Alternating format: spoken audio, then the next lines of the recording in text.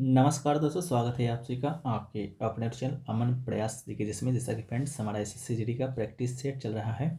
उसके अंतर्गत ये आपका नेक्स्ट वीडियो है, जिसमें हम लोग देखेंगे 20 देखिए जिसके प्रश्नों को, साथ में उनसे जुड़े इंपॉर्टेंट एक्स्ट्रा फैक्ट्स को भी। तो चलिए वीडियो को स्टार्ट करते हैं बिना किसी देरी के। तो पहला जो प्रश्न है वो है कि आपका कपास, जूट, रेशम, ऊनी वस्त्र, चीनी और खाद्य तेल आदि किस उद्योग से संबंधित है। चार ऑप्शन दिए गए हैं: संयुक्त क्षेत्र उद्योग, भारी उद्योग, कृषि आधारित उद्योग और खनिज आधारित उद्योग। ठीक है, तो आपको बता दें कि प्रयुक्त कच्चे माल के आधार पर उद्योगों को आपका विभिन्न प्रकार के 5 प्रकार के श्रेणी में विभाजित किया गया है। जैसा कि आपका एक कृषि आधारित है, दूसरा आपका खनिज है, तीसरा आपका रसायन आधारित है, चौथा आपका वन आधारित है, पांचवा आपका पशु आधारित है। ठीक है, उसी में हम लोग देखते हैं आपका प्रमुख कृषि प्रसंस्करण उद्योग के बारे में। तो आपका जैसे कि चीनी उद्योग आ गया, चीनी उद्योग के अलावा आपका अचार उद्योग आया, फलों के रस का उद्योग है, पेय पदार्थ है जैसे कि चाय हो गया, कॉफ़ी हो गया, कोको हो गया, मसाले का उद्योग, तेल का उद्योग, वसा का उद्योग, वस्त्र, कपास, जूट, रेशम का उद्योग, रबर का उद्योग, ये सब जो उद्योग होते हैं वो आपका कृषि आधारित उद्योग ही होता है। ठीक है, तो आपके ऑप्शन में क्या पूछा गया, आपके क्वेश्चन पूछा गया कपास। तो कपास आपको क्या है, कपास भी तो दोस्तों आपका क्या है, तो आपका कृषि प्रसंस्करण उद्योग ही है, जैसे कपास, जूट, रेशम। ठीक है, तो इसका राइट आंसर आपका क्या हो जाएगा, ऑप्शन नंबर 3 कृषि आधारित उद्योग इसका राइट आंसर हो जाएगा। ठीक है, इसके अलावा नेक्स्ट क्वेश्चन पूछा गया कि बेब्रोन क्रिकेट स्टेडियम भारत के निम्नलिखित में से किस राज्य में स्थित है। ठीक है, ये पूछा गया है।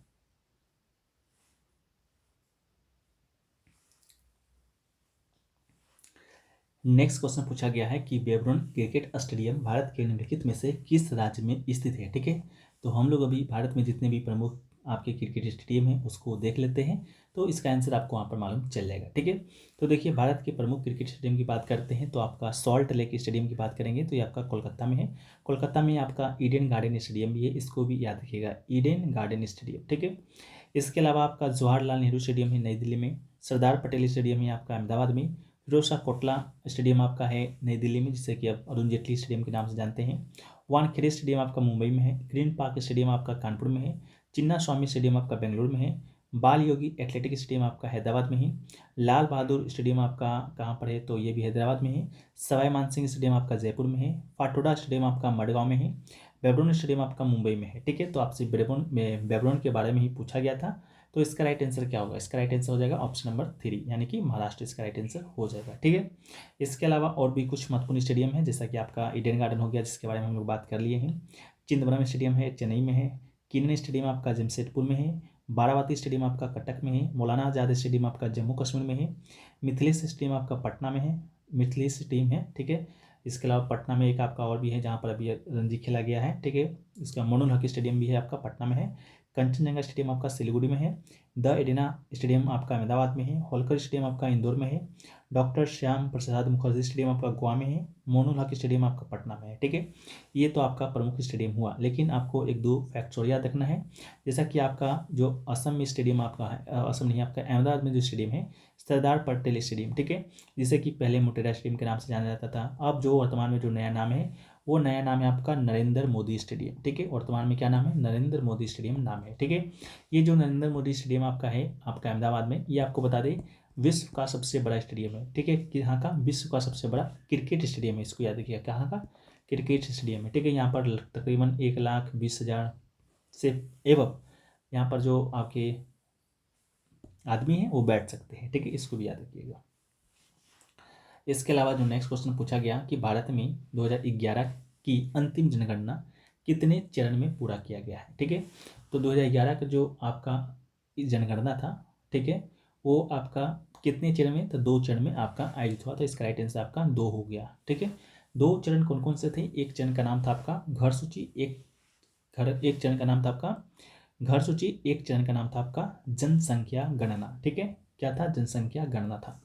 बात करेंगे हम लोग घर सूची का, तो घर सूची में पहले चरण देश भर में 2010 में विभिन्न राज्य केंद्र शासित प्रदेशों की सुविधा के आधार पर अप्रैल और सितंबर के बीच आयोजित किया गया था। इसके अलावा जो आपका जनसंख्या गणना हुआ था, जनसंख्या गणना की बात करेंगे तो ये दूसरा चरण था, 9 फरवरी 2011 से पूरे देश में शुरू हुआ था और 28 फरवरी 2011 तक चला था। ठीक है, तो ये आपका दो सूची में आपका जनगणना है जो कि हुआ था। इसके अलावा आपको बता दें कि 2011 का जो जनगणना है देश का 15वां जनगणना था। पहला जो जनगणना है आपका 1872 में हुआ है। इसके बाद आज़ादी के बाद ये आपका 7वां जनगणना था।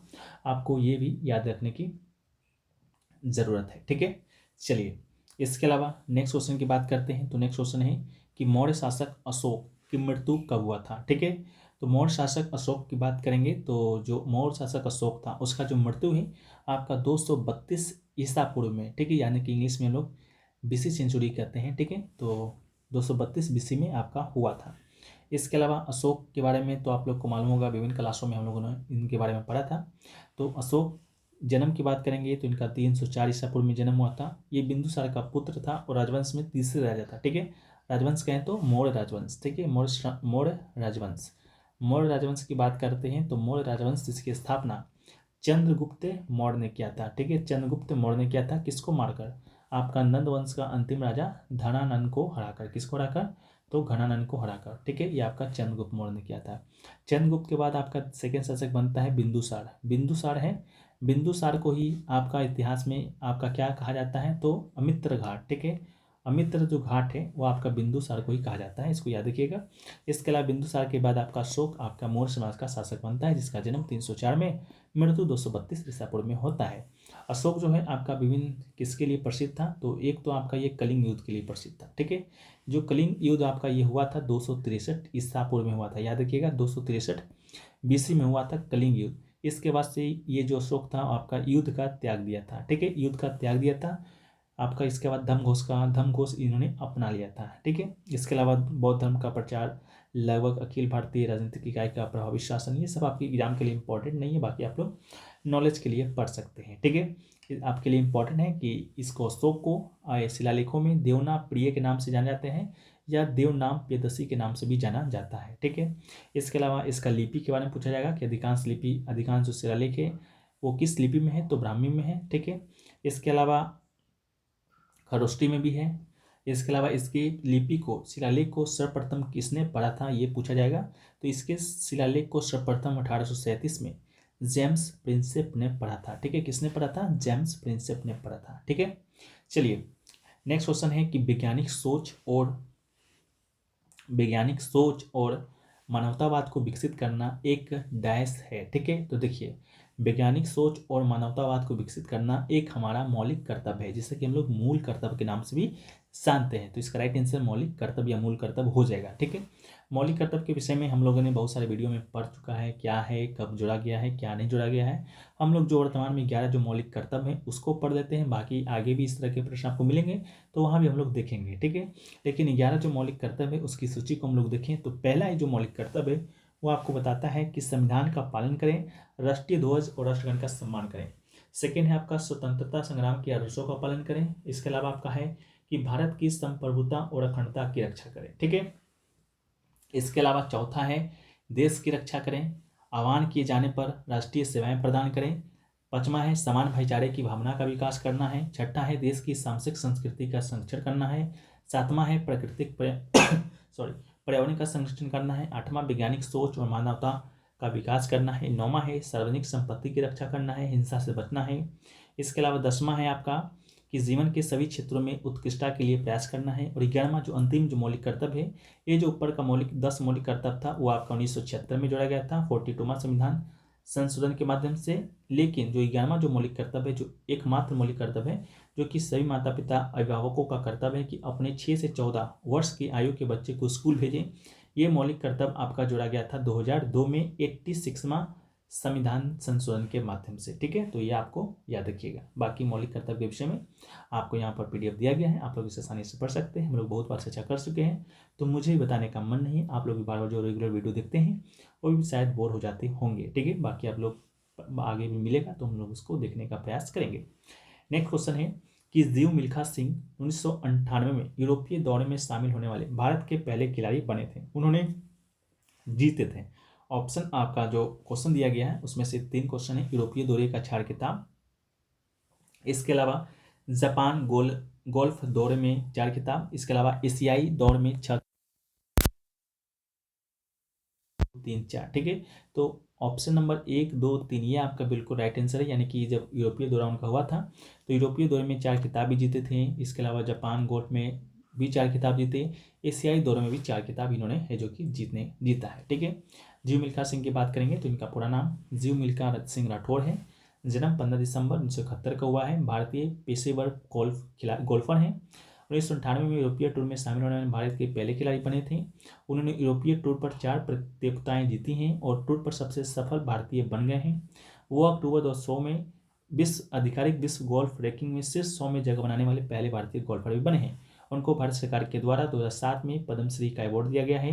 अर्जुन पुरस्कार 1999 में दिया गया है। इसके अलावा अर्जुन पुरस्कार की बात करेंगे तो इसका शुरुआत आपका कब हुआ है ये आपको कमेंट सेक्शन में बताना है। ठीक है, इसका शुरुआत आपका कब हुआ है कमेंट सेक्शन में जरूर बताइएगा। ठीक है, चलिए 1961, 62, 63। ठीक है, ये 3 ऑप्शन है। 3 ऑप्शन में से कब हुआ है आप लोग कमेंट सेक्शन में जरूर बताइएगा अर्जुन पुरस्कार का शुरुआत।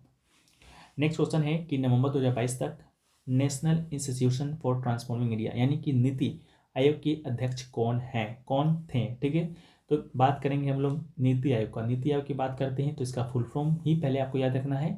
एन से आपको इंस्टीट्यूशन याद रखना है, एन से आपको इंस्टीट्यूशन याद रखना है, सॉरी एन से आपको नेशनल याद रखना है, आई से इंस्टीट्यूशन याद रखना है, टी से आपको ट्रांसफॉर्मिंग याद रखना है, आई से आपको इंडिया याद रखना है। ठीक है, तो नीति आयोग जब आपका बना था 2014 ईस्वी में, 2015 ईस्वी में बना था, 2014 में आपका योजना आयोग था उसके स्थान पर। ठीक है, 1 जनवरी 2015 को।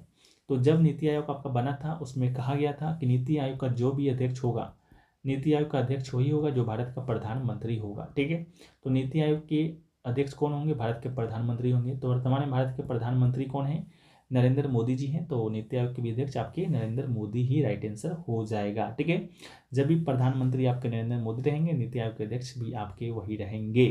ठीक है, इसके अलावा अध्यक्ष के अलावा इसमें आपको एक उपाध्यक्ष होता है जो आपके एग्जाम के लिए इंपॉर्टेंट होता तो बहुत कुछ है, लेकिन आपके एग्जाम के लिए इंपॉर्टेंट है। उपाध्यक्ष एक होता है, एक आपका यहाँ पर होता है CEO जिसे कि मुख्य कार्यकारी अधिकारी बोला जाता है। तो उपाध्यक्ष आपका है सुमन बेरी है, वर्तमान में कौन है तो सुमन बेरी है। इसके अलावा CEO की बात करेंगे मुख्य कार्यकारी अधिकारी की, तो ये दोस्तों आपके BR सुब्रमण्यम है। कौन है तो BR सुब्रमण्यम है, इसको याद रखिएगा। ठीक है, चलिए नेक्स्ट क्वेश्चन है आपका 8वां नंबर है कि डैश ODOP एक लक्ष्य इनपुट के प्रापण, सामान्य सेवाओं के लाभ उठाने और उत्पादों के विपणन के संबंध में बड़े पैमाने पर लाभ उठाना है। ठीक है, तो इसका राइट आंसर एक जिला एक उत्पाद इसका राइट आंसर है। हाल ही में केंद्रीय मंत्री ने open network for digital commerce, ठीक है, के साथ एक जिला एक उत्पाद पहल के एकीकरण का आह्वान जो कि किया था। ठीक है, इसको भी आप लोग याद रखिएगा। इसके अलावा नेक्स्ट क्वेश्चन है कि निम्नलिखित में से कौन अगस्त 2022 में भारत के 49वें मुख्य न्यायाधीश बने हैं। ठीक है, ये क्वेश्चन फ्रेंड्स हम लोग लेते हैं PYQ से ही लेते हैं। आपको मालूम होगा PYQ से लेने का मेरा मकसद ये रहता है कि आपका जो भी एग्जाम होते हैं उसमें आपको 80 से 82% क्वेश्चन आपके PYQ के ही रहते हैं। ठीक है, तो ये जैसा कि आपका करंट अफेयर्स का क्वेश्चन है 2022 में आपका करंट अफेयर्स से क्वेश्चन रिलेटेड करके पूछा गया था।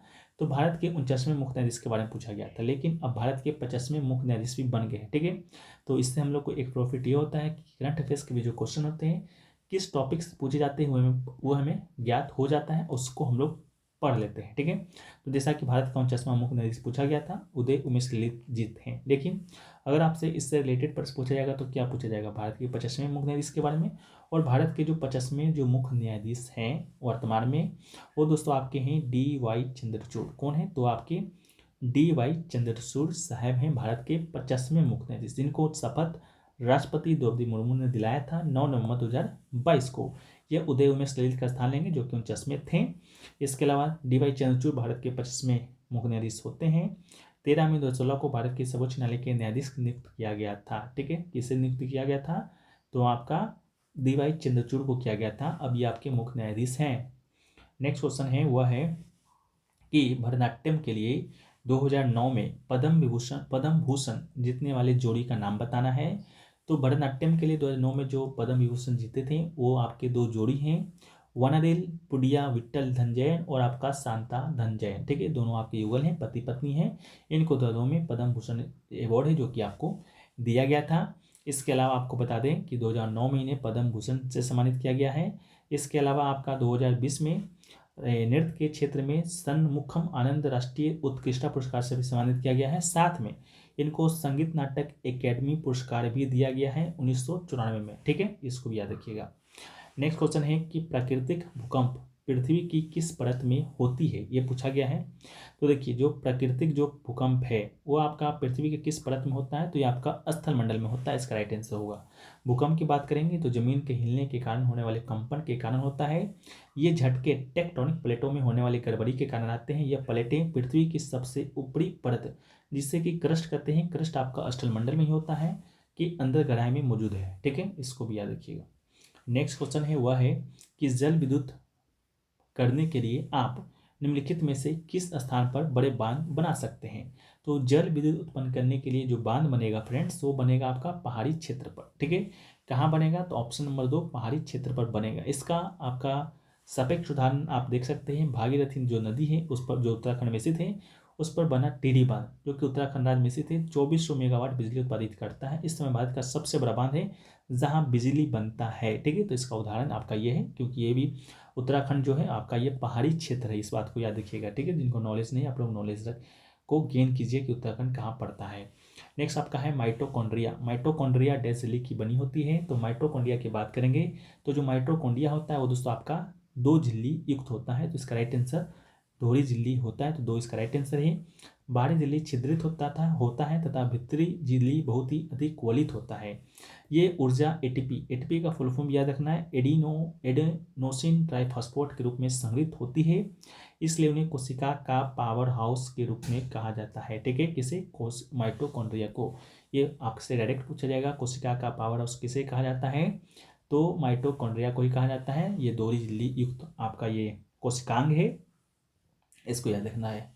नेक्स्ट क्वेश्चन है कि भारत की जीडीपी में डैश क्षेत्र के योगदान का अनुपात 1950 से 51 में 11.8% से बढ़कर 1990-91 में 24.6% हो गया था। ठीक है, किस में हो गया था, रक्षा में हुआ था या सेवा में हुआ था या कृषि में हुआ था, इसके अलावा या आपका हुआ था औद्योगिक में, तो इसका राइट आंसर आपका औद्योगिक ही होगा। ठीक है, औद्योगिक में ही आपका जो सकल घरेलू उत्पाद था 1950-51 में 11 से लेकर 13% से बढ़कर 2016 में 24.6% हो गया था। ठीक है, इसको याद रखिएगा। नेक्स्ट क्वेश्चन है कि 1 अगस्त 2022 से प्रभावी भारतीय कृषि अनुसंधान ICAR के नए सचिव कौन है। तो ICAR के नए सचिव आपके हिमांशु पाठक जी हैं, और वर्तमान में भी जो भारतीय कृषि अनुसंधान परिषद है इसके जो आपके सचिव हैं आपके हिमेश पाठक जी हैं। इसका मुख्यालय आपका नई दिल्ली में है। मुख्यालय क्या, ये आपका जो भारतीय कृषि अनुसंधान परिषद है यही आपका नई दिल्ली में ही पड़ता है, इसको भी याद रखिएगा। अगला है फसल उत्सव नवन्ना डैश में मनाया जाता है, यानी कि किस राज्य में मनाया जाता है। तो नवन्ना की बात करेंगे तो ये आपका पश्चिम बंगाल में मनाया जाता है, इसका राइट आंसर हो जाएगा नवन्ना, जो कि बंगाली फसल उत्सव है। ये बांग्लादेश, पश्चिम बंगाल, त्रिपुरा, असम के कुछ भागों में मनाया जाता है, तो ऑप्शन में आपका पश्चिम बंगाल दिया गया, जो कि बिल्कुल राइट आंसर है। इसके अलावा ये त्यौहार नृत्य, संगीत और भोजन के साथ मनाया जाता है। ठीक है, इसके अलावा बसंत पंचमी, ये त्यौहार जो बसंत ऋतु के आगमन की तैयारी का प्रतीक है। पहला फाल्गुन बंगाली पंचांग के अनुसार बसंत के मौसम का पहला दिन है, जबकि ढेला बैसाख बंगाली पंचांग का पहला दिन है। नेक्स्ट क्वेश्चन है डैश का उपयोग पैसे की मांग आपूर्ति को नियंत्रित करने के लिए किया जाता है। तो क्रेडिट नियंत्रण का उपयोग किया जाता है पैसे की मांग को और आपूर्ति को नियंत्रित करने के लिए। बाकी इसका फैक्ट आप लोग यहाँ पर पढ़ लीजिएगा। लिखा हुआ है कि RBI विभिन्न तरीकों से अर्थव्यवस्था में मुद्रा आपूर्ति को नियंत्रित करता है। केंद्रीय बैंक जो कि आपका RBI के द्वारा मुद्रा की आपूर्ति को नियंत्रित करने के लिए उपयोग किया जाने वाला उपकरण मात्रात्मक या गुणात्मक हो सकता है। मात्रात्मक उपकरण CRR या बैंक दर खुले बाजार संचालन को परिवर्तन कर धन की आपूर्ति को नियंत्रित करता है। उसी प्रकार जो वाणिज्यिक बैंक होता है, वाणिज्यिक बैंक को हस्तोत्साहित करने या ऋण देने को प्रोत्साहित करने के लिए गुणात्मक साधनों में अनुनय शामिल है। उधार देने के लिए प्रोत्साहित करना जो नैतिक प्रत्यायन, सीमांत आवश्यकता आदि के माध्यम से किया जाता है। ठीक है, नेक्स्ट क्वेश्चन है कि डैश में ईस्ट इंडिया कंपनी ने इंग्लैंड की महारानी एलिजाबेथ प्रथम से एक चार्टर प्राप्त किया जिसने इसे पूरब के साथ व्यापार करने का एकाधिकार मिल गया। ठीक है, तो देखिए ईस्ट इंडिया कंपनी ने इंग्लैंड की महारानी एलिजाबेथ प्रथम से एक चार्टर प्राप्त किया था, यानी कि किस वर्ष क्या था ये आपसे पूछा गया है। तो इसका राइट आंसर आपका 1600 था। ठीक है, 1600 ईस्वी में आपका ईस्ट इंडिया जो कंपनी था, ईस्ट इंडिया कंपनी के नाम से भारत में आया था। इंग्लैंड की शासक महारानी एलिजाबेथ से एक विशेषाधिकार प्राप्त किया था। ठीक है, तो इसको भी याद रखिएगा, जिससे उसे अन्य ब्रिटिश व्यापारियों से प्रतिस्पर्धा के बिना पूरब के साथ व्यापार करने का एकमात्र अधिकार मिल गया था। नेक्स्ट क्वेश्चन है कि निम्नलिखित में से कौन सा मार्शल नृत्य उत्तराखंड से संबंधित है। तो उत्तराखंड से संबंधित है आपका छोलिया, ऑप्शन नंबर 4 छोलिया इसका राइट आंसर हो जाएगा। ठीक है, इसके अलावा गटका को याद रखिएगा, ये आपका पंजाब का क्या है, मार्शल आर्ट है। क्यों याद रखना है, क्योंकि ये जो गटका है ये आपका अभी हाल ही में कोई खेल हुआ है मे भी। ठीक है, क्या पता एशियाई खेल हुआ है या आपका शायद टोक्यो ओलंपिक हुआ है। ठीक है, किस में हुआ है आप लोग कमेंट सेक्शन में बता दीजिएगा। तो ये जो गटका है ये दोस्तों नया खेल शामिल किया गया है। ठीक है, मेरे ख्याल शायद आपका एशियाई खेल में ही इस खेल को आपका शामिल किया गया है। इसके अलावा था एक थांगता है, थांगता आपका मणिपुर का एक मार्शल आर्ट है। कलारी पट्टू कहाँ का है, कलारी पट्टू दोस्तों आपका कहाँ का है, तो ये दोस्तों आपको तमिलनाडु का मार्शल आर्ट है। ठीक है, अगर हम सही हैं तो ठीक है, अगर कलारी पट्टू शायद तमिलनाडु का नहीं है तो आप लोग कमेंट सेक्शन में जरूर बताइएगा। ठीक है, बहुत सारी बातें हो जाती हैं तो उतना याद रखना भी मुमकिन नहीं है, तो आप लोग एक बार कंफर्म करते चलिएगा, तो इससे आप लोग को भी याद हो जाएगा। ठीक है, छोलिया की बात कर लिए। छोलिया तलवार नृत्य है जिसका अर्थ कुमायूं जनजाति की मार्शल आर्ट परंपरा को चित्रित करना है। यह नृत्य रूप 1000 साल पुराना है और यह स्थानीय राजपूत सदियों के दौरान किया जाता है। छोलिया नर्तक तलवार और ढाल तुरी रणसिंह सहित क्षेत्रीय पित्तल के वाद्य यंत्रों और ढोल या डमरू जैसे ताल वाद्य यंत्रों से सुसज्जित होते हैं। नर्तक कुमायूं के योद्धाओं की तरह कपड़े पहनते हैं और शरीर के विधिवत तालमेल के साथ नकली तलवार की लड़ाई में संलग्न होते हैं। ठीक है, तो ये इसके अलावा नेक्स्ट क्वेश्चन भी आपका है कि भारतीय संविधान का कौन सा अनुच्छेद भारत के नियंत्रक महालेखा परीक्षक के कर्तव्यों और शक्तियों से संबंधित है। ठीक है, तो इसका राइट आंसर 149 हो जाएगा। पहले भी कल ही परसों हम लोग ने भारत के नियंत्रक महालेखा परीक्षक के बारे में पढ़ा था, इससे संबंधित अनुच्छेद के बारे में पढ़ा है। भारतीय संविधान में जो नियंत्रक एवं महालेखा परीक्षक है, जिसे कि हम लोग हिंदी में शॉर्ट फॉर्म में कैग कहते हैं, ये आपका अनुच्छेद 148 से 151 तक में वर्णित है। 148 कहता है कि भारत में एक कैग होगा जो कि जिसका कर्तव्य आपका 1949 में है। तो इसको आप लोग देख लीजिएगा। बाकी वीडियो पसंद आया है तो वीडियो को लाइक कर दीजिए, चैनल पर नए चैनल को सब्सक्राइब कर दीजिए। मिलते हैं हम लोग नेक्स्ट वीडियो में, जब तक के लिए जय हिंद, वंदे मातरम, भारत माता की जय।